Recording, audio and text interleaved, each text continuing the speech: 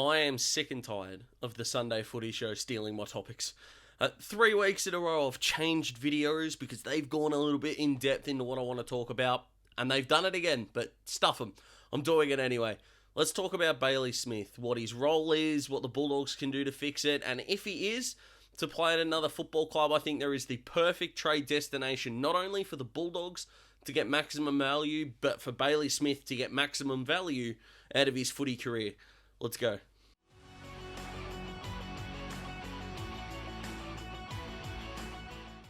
If you leave a like on the video, it will mean more people will be able to watch it and it'll help with the YouTube algorithm. So if you could do that, it's just the thumbs up button. I would really appreciate that. And if you could consider subscribing if you haven't already and join the Daz Talks Footy family, I would really appreciate that. The more people that get to see the content, the better the channel will do. And I really appreciate everyone that has been jumping on board. So, the Bazlenka man himself.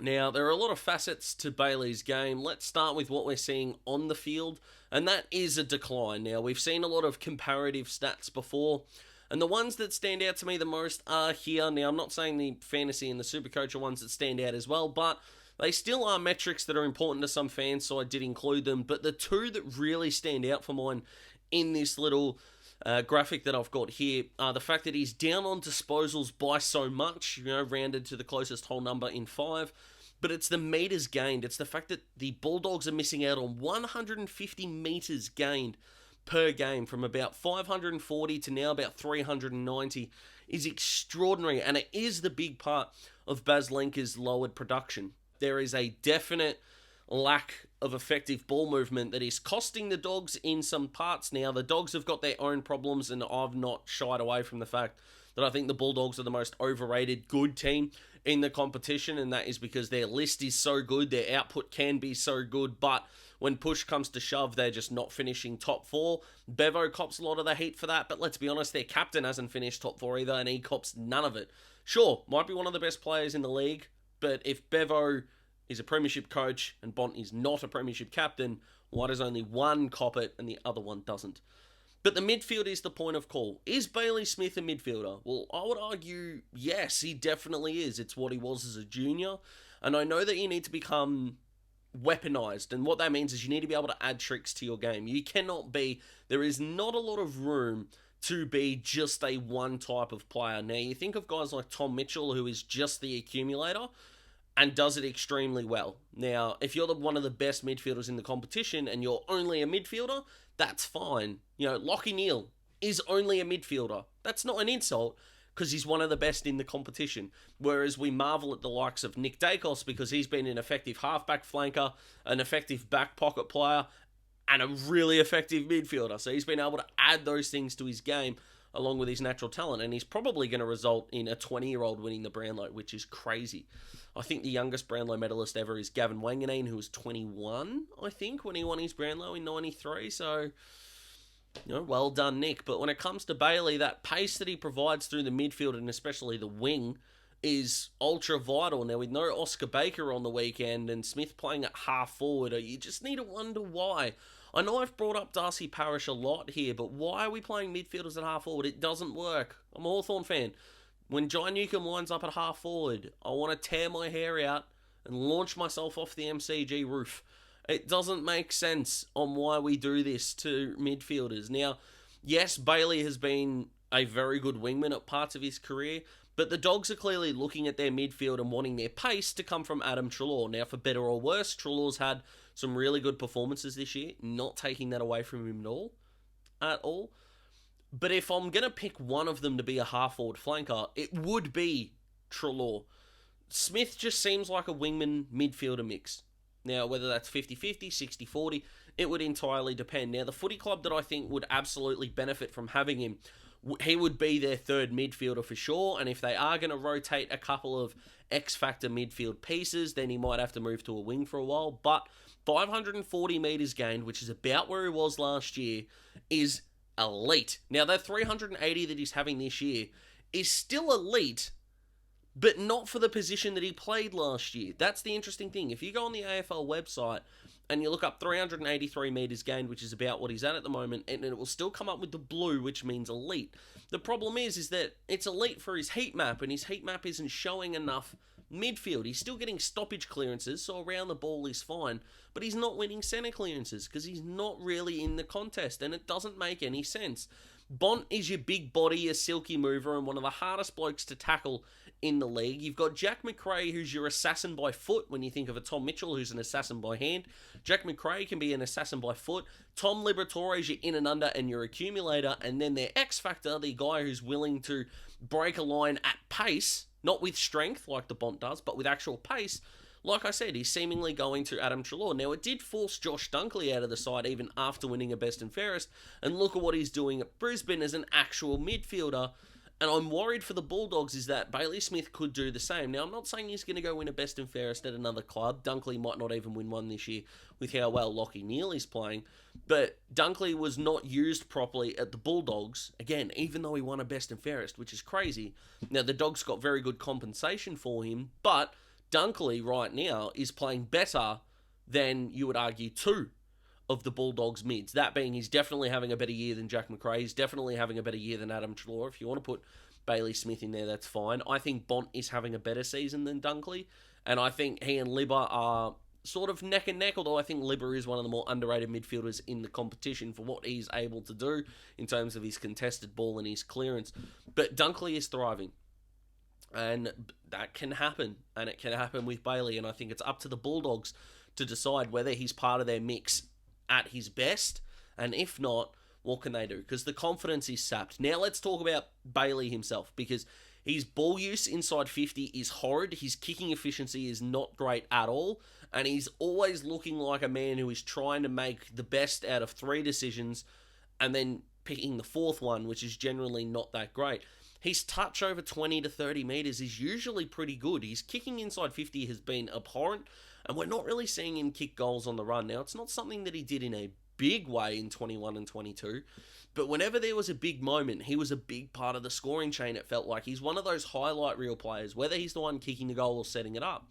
When the Bulldogs were in red-hot form, not as much as they are this year, although they are still winning games and indoctrinating themselves into the top 8 highly likely, is that he's showing up less and less there. And when he is your X Factor and your quick player, that's what you're going to need from him. You are going to need him to be a part of the big chains for the Doggies, and that's just not happening.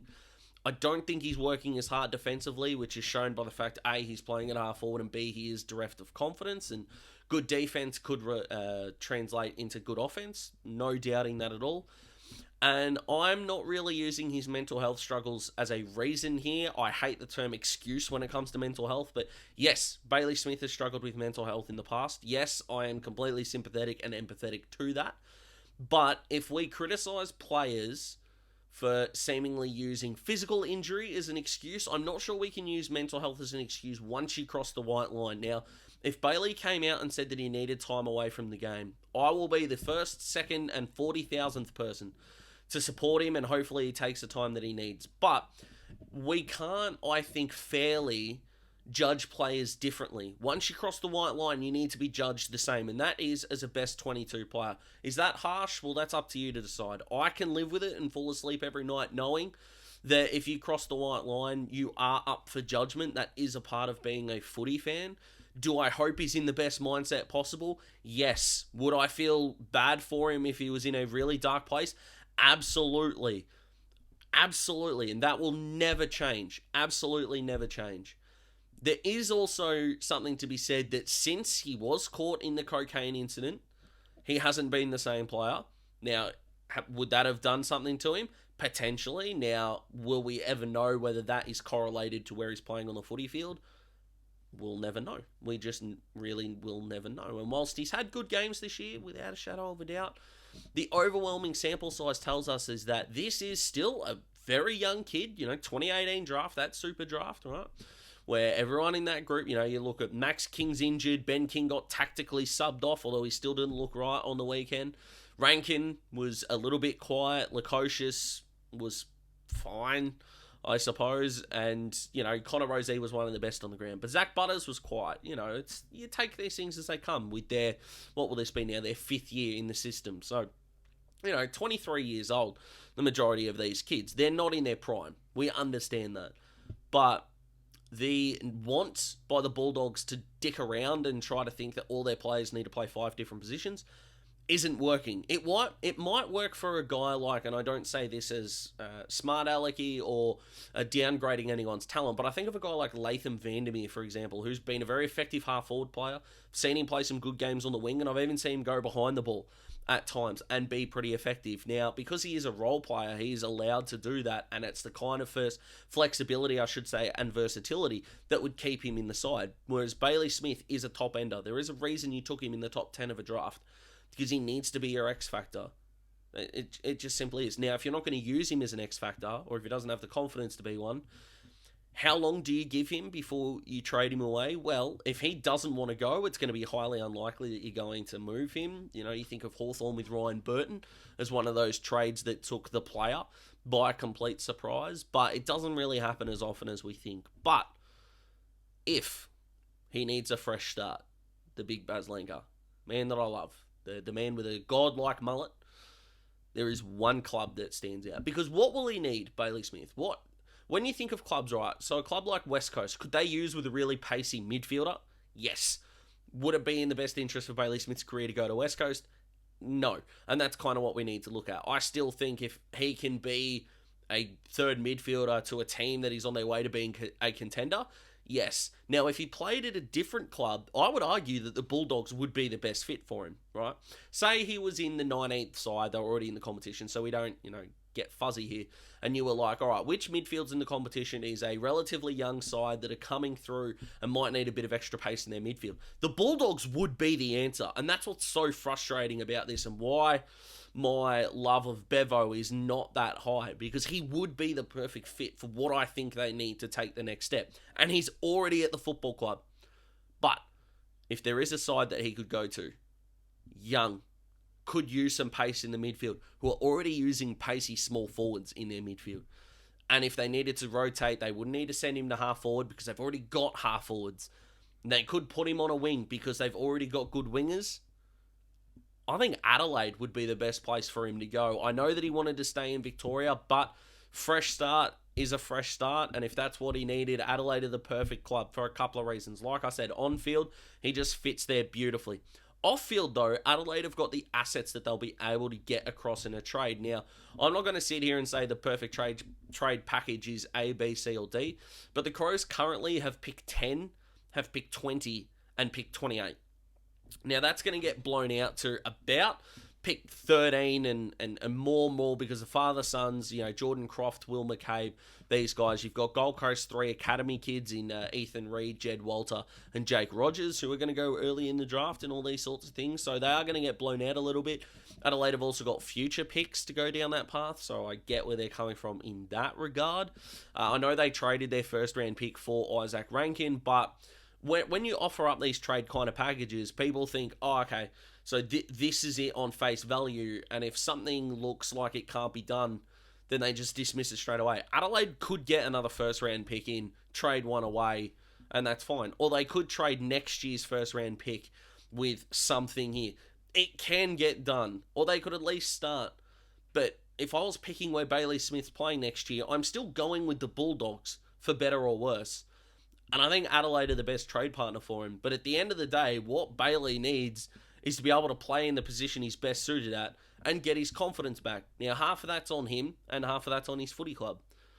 But he is a very likeable player, in my opinion, who, yes, did a very stupid thing. But if you're going to crucify people for their mistakes for the rest of their lives, good luck to you. I'm not really about that business at the moment. If he can, A, not do it again, whether that's publicly, privately, whatever, don't care. But he's still a footy player. I'm still a footy fan. I want to see footy players go well. It's as simple as that. So what do you guys think? Should the Bulldogs look to move on from Bailey Smith? How much of it is his fault versus the Bulldogs? And what do you think about some trading partners for the Bulldogs if they do want to let him go or he wants to depart from the footy club, comment below, let me know. Make sure you subscribe to this video. My mock draft for July is actually going to come next week, so next Wednesday, purely because there's just been some personal stuff going on, guys, and I haven't been able to watch a whole lot of footy, especially the underage stuff, so I've got a lot of catching up to do, and I want to be able to bring you the best product possible. Hope you had a fantastic weekend. Gutted about my Hawks that they couldn't get over the line, but massive well done to the Giants and Stephen Coniglio for a massive performance. Hope you guys have had a great weekend, and hopefully you're having a great Monday or whatever day you're watching this video. See you later, guys. Make sure you subscribe. Goodbye.